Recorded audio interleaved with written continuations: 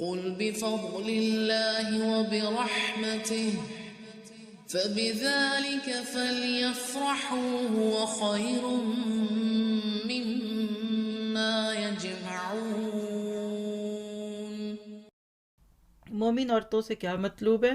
یہی کرائیٹیرین لے کر آج کے بعد رشتے ڈھونڈیے گا، اور اپنے بیٹوں کو بھی بتا دیں کہ ایسی لڑکی لے کے آؤں گی، نبھانی ہے تو بتاؤ، نہیں تو میں نہیں جا رہی، پھر جو اپنی مرضی کی کوئی لے آؤ۔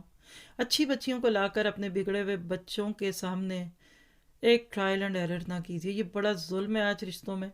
کہتے نہیں ٹھیک کر لے گی، بھئی آپ 50 سال کی اماں تو کر نہ سکی اپنے بیٹے کو ٹھیک، وہ بیچاری 15 16 20 سال کی بچی آ کر کیسے اتنے بگڑے کو صحیح کرے؟ پہلے اس کو کہ صحیح ہو، نماز پڑھو گے تو رشتہ کروں گی تمہارا، یہ غلط حرکتیں چھوڑو، نہیں تو جاؤ پھر۔ دیکھیے بے نیاز ہونا پڑے گا، ابراہیم نے بھی بہت جہاد کیا رشتوں کا، آپ میں بھی ذرا سا سخت سٹینڈ لیجئے، مت کیجئے اپنے ایسے بیٹوں کی شادیاں جو نماز بھی نہیں پڑھتے، اللہ سے تعلق بھی نہیں، اور لا بھی آپ اس کے لیے نیک صاف بچی اپنے گاؤں سے ہیں، رو رو کے گزارے گی، پتہ نہیں کتنی آہیں پڑیں گی روز آپ کو۔ تو رشتوں کا معیار، اطاعت گزار بنو، توبہ کرتی رہو، اللہ کی عبادت گزار بنو، روزے دار بنو۔